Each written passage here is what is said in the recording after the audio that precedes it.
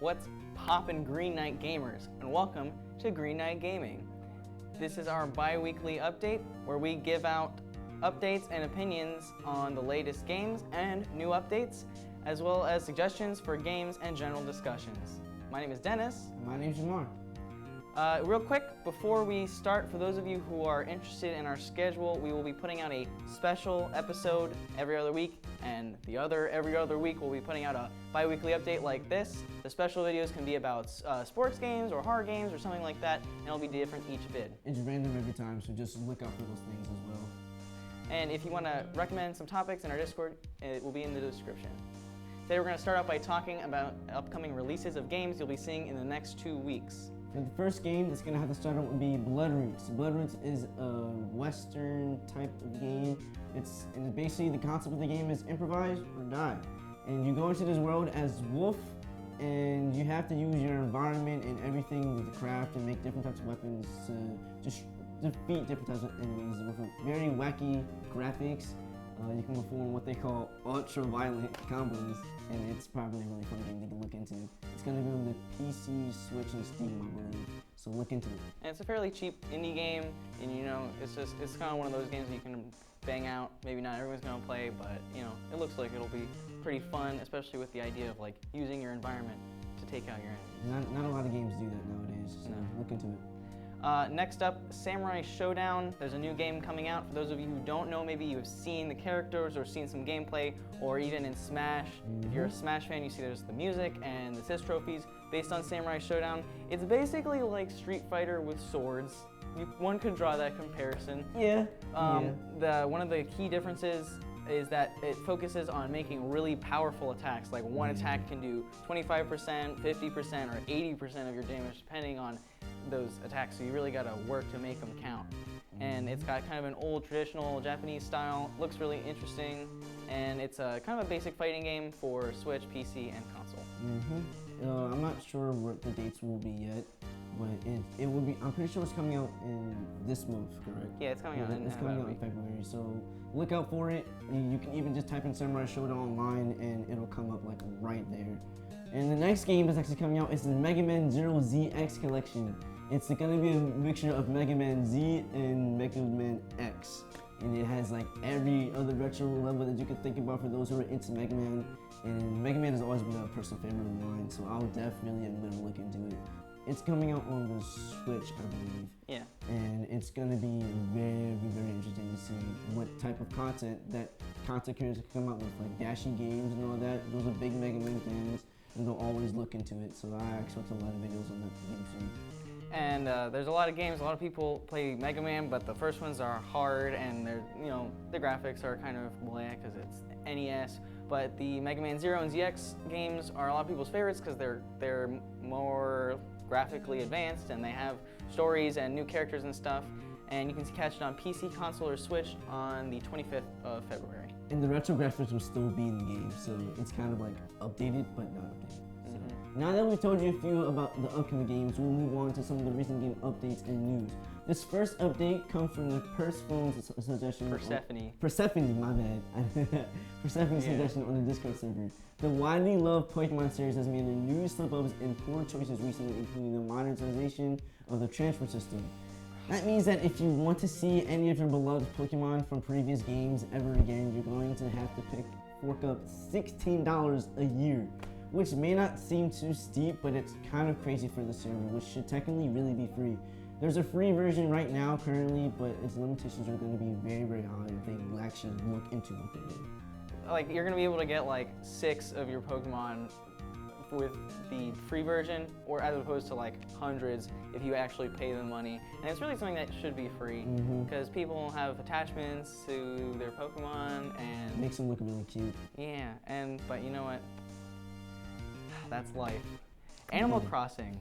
That's a game that I pre-ordered recently. The Animal Crossing Direct showcased a lot of new features. There was one before that we saw, but it has things like hemispheres, styles of furniture, depending on what part you are. You can like customize your furniture, change the color. You can even add your own art to like add, I don't know, pillows or something. You can draw whatever you want. Is basically, I think the update is really focusing on the creativity of your mind and what you want your city to really look like. And I feel like that's a good idea for that type of game because it's a free loving game that anyone can really get into it.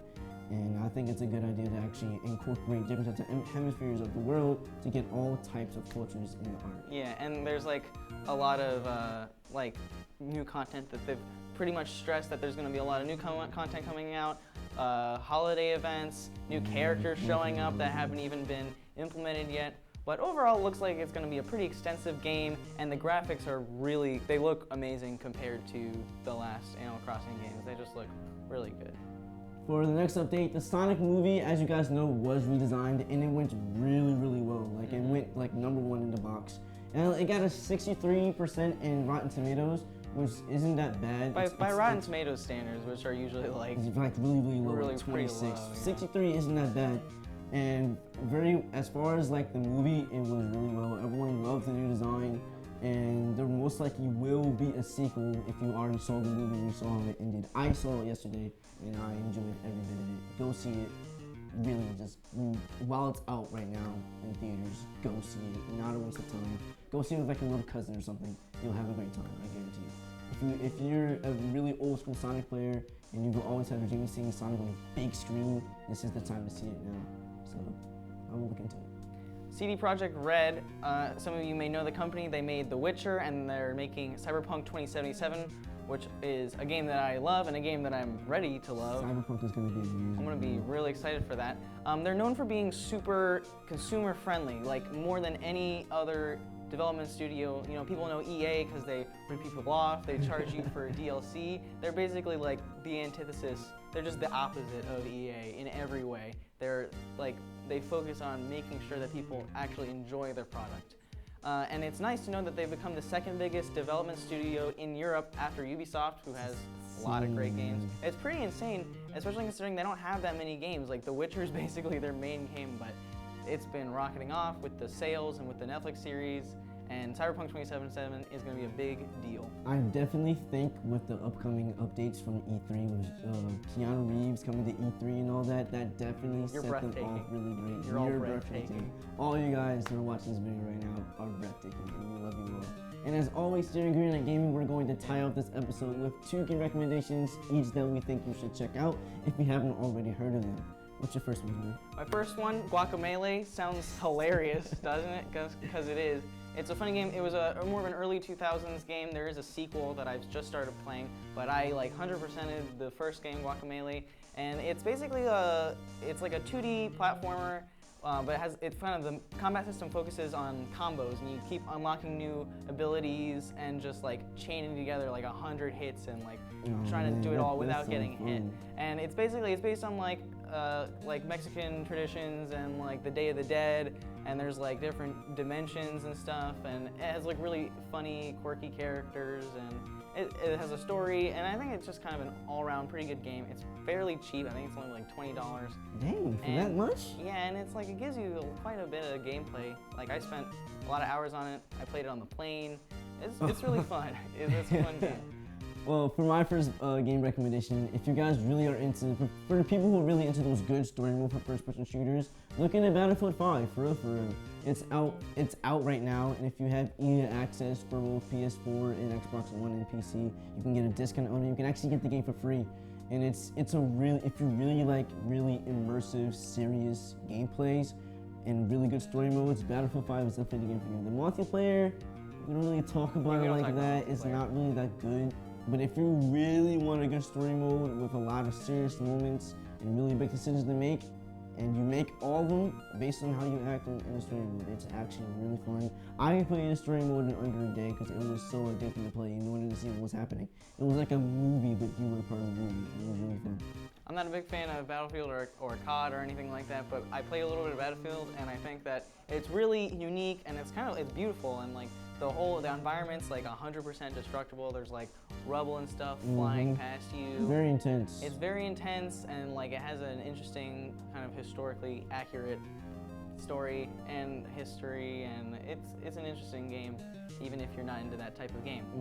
My next game, Ultimate Chicken Horse, is probably my favorite party game to play with people. A lot of people haven't played it or haven't heard of it. You can get it on pretty much any platform, but it's basically, you're playing as a bunch of like barnyard animals, and like take turns making the course. So you might like take like, I don't know, a weapon or something and put it in the level. And then at the end, you all have to see if you can get to the end. So you want to make it just hard enough that It does sound fun. your friends can't get past it, but just easy enough that you can get past it, and you get points depending on being the only one, being first, depending on how well you do. And I think it's just a really fun game. There's a lot of consistent updates. There's a new update coming out pretty soon where they're gonna add a snake on a skateboard as one of the playable characters. And it's pretty funny. So the way that you just described it, it kind of sounds like a creative Mario Party type game. Yeah, it's Mario Party-esque in that aspect. That's cool. That's actually really, really cool. For my next suggestion of a game, if you guys ever heard of the character Dante from Devil May Cry, I suggest you look into Devil May Cry 5. Not only is it like literally one of the best games I've ever seen on console, it still has the good Dante good moments. The comedy is always there, and it's still a serious like game. Like it has really good combat, a really immersive story, and it's a lot of different upgrades that you just never think that Dante would have. He goes into like he gets a crazy bike. I'm not gonna spoil anything if you haven't played the game yet, but it's been out for like 5 years. So if you really want to look into it, look it up for the console and PC and Steam. I think it's only like $25 right now, and overall it's sold pretty well. So look into it. And I know if you have the Xbox Game Pass for Ultimate, you can actually get the game for free, I believe. Yeah. So it's actually really, really fun. Look into it, and yeah. I played the first Devil May Cry. I bought it for the Switch, and even with like the PS1 saving system, which is still a little bit annoying if you keep playing it, and it's difficult, but it's really interesting. It has a lot of interesting world building and characters and creatures. But that's gonna about wrap up our episode. That seems to be all the releases, updates, and general discussions for this week. If you enjoyed and want to see more, hit the subscribe button. And the notification bell. Hit it. Hit it. Please. That would be epic if you do it. It'd be so epic. So tough. If you hit the subscription button and the notification bell. And don't forget to look in the description if you want to get into the GKG Discord. And you can talk about submissions, music, gaming in general. Yeah, do you hear that Ace Attorney music? Yeah, and give us suggestions. Give us suggestions. On We what love you to want hear to talk about. what you have to say. We love to hear what you have to say about music and games and general things we should talk about on Green Knight Gaming. We'll see you next time on our special episode. Peace.